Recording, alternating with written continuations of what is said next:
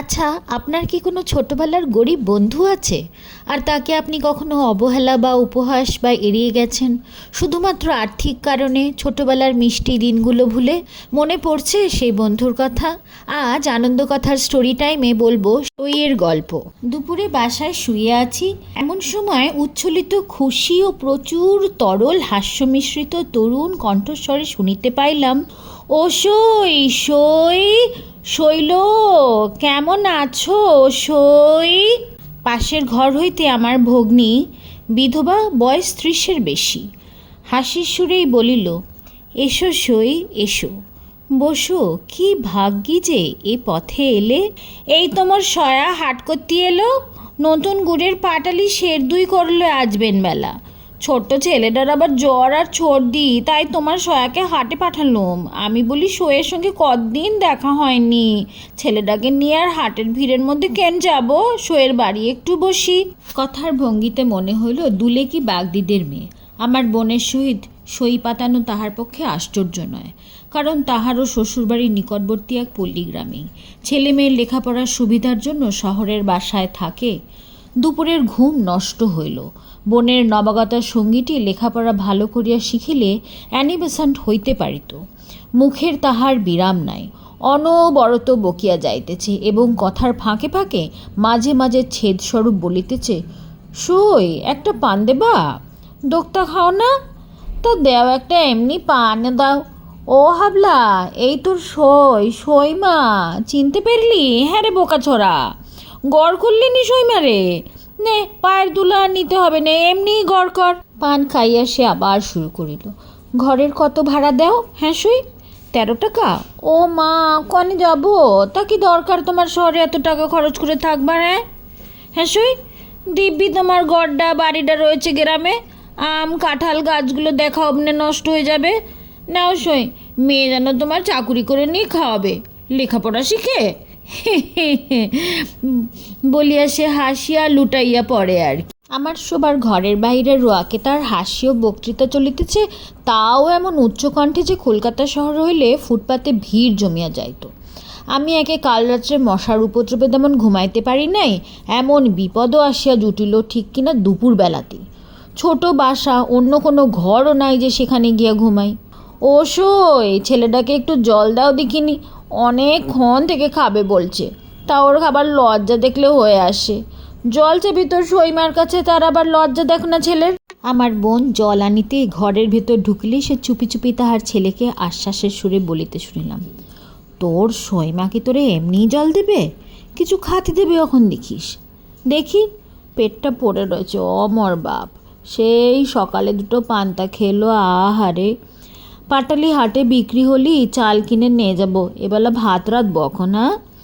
এখন তোমার সইমা যা খাতি দেয় তাই খেয়ে থাক, পয়সা নেই যে মানিক। এই সময় আমার বোন জল এবং বোধহয় বাটিতে একটু গুড় লইয়া রোয়াকে গিয়া উপস্থিত। কারণ শুনিলাম সে ছেলেটাকে বলিতেছে, নে হাবলা, হাত পাত, গুড়টা খেয়ে জল খা। শুধু জল খেতে নেই বাপ।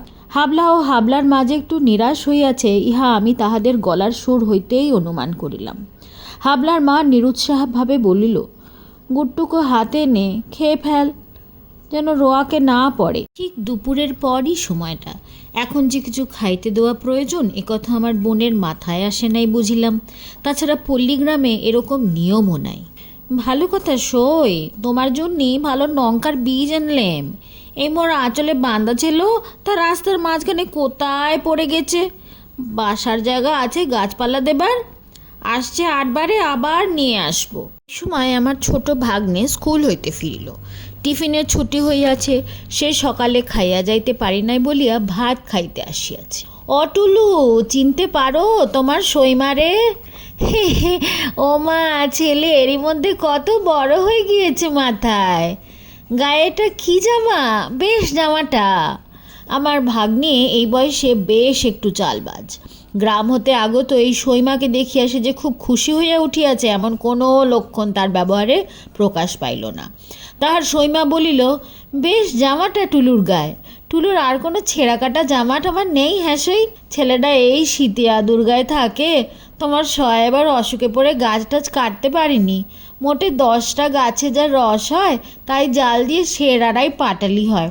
হাটে পাটালির দর নেই, তার উপর 6 পয়সা 8 পয়সা সের।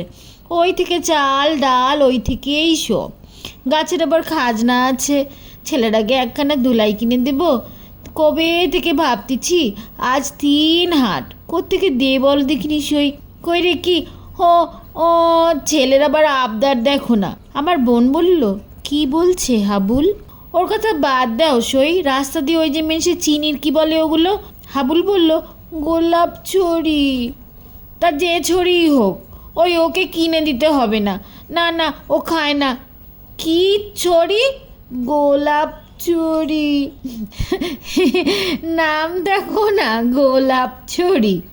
আমার ভাগ্নের দৃষ্টিও বোধহয় ইতিমধ্যেই গোলাপ ছড়ির দিকে পড়িয়াছিল।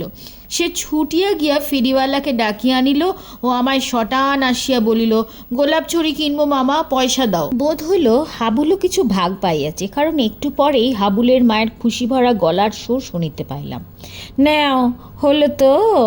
কেমন, বেশ মিষ্টি? খাও। পাটালির চেয়েও কি বেশি মিষ্টি? দেখি দে তো একটু গালে দিয়ে। কি জানি, কোনো দিন তো এসব দেখিনি, চোখেও দেখিনি। একটু পরে টুলুকে ভাত দিয়ে তাহার মা রান্নাঘরে চলে গেল।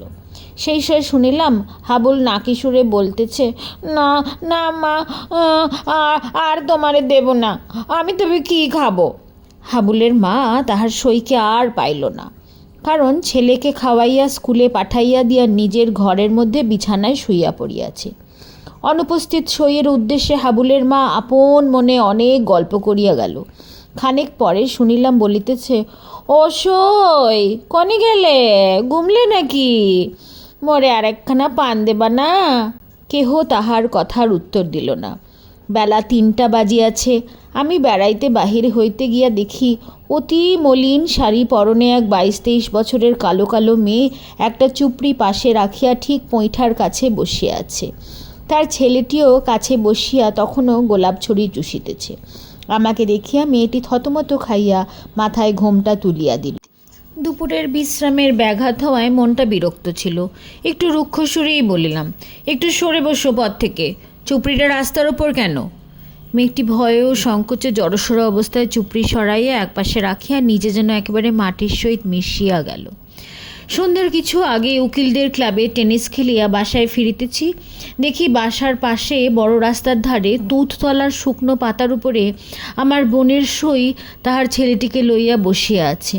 পাশে সেই চুপড়ি আর একটা ছোট ময়লা কাপড়। সন্ধ্যা হইবার দেরি নাই। তুঁত গাছের মগডালেও আর রোদ দেখা যায় না। হাবুলের বাপ এখনও পাটালি বিক্রি করিয়া হাট হইতে ফিরে নাই। মেয়েটি যেন কেমন ভরসাহারা নিরাশ মুখে বসিয়া আছে। অন্তত তেমন হাসি খুশির ভাব আর দেখিলাম না। গল্প এখানেই শেষ বন্ধুরা। কেমন লাগলো ছোট্ট গল্পটা? বিভূতিভূষণ বন্দ্যোপাধ্যায় লেখা। আমায় জানাতে ভুলবেন না। ভালো লাগলে নিশ্চয়ই সাবস্ক্রাইব করবেন, লাইক করবেন, বন্ধুদের সঙ্গে শেয়ার করবেন। নতুন এই স্টোরি টাইম পর্বটা আনন্দকথায় কেমন লাগছে আপনাদের নিশ্চয়ই জানাবেন। সবাই খুব ভালো থাকবেন। অনেক অনেক ধন্যবাদ।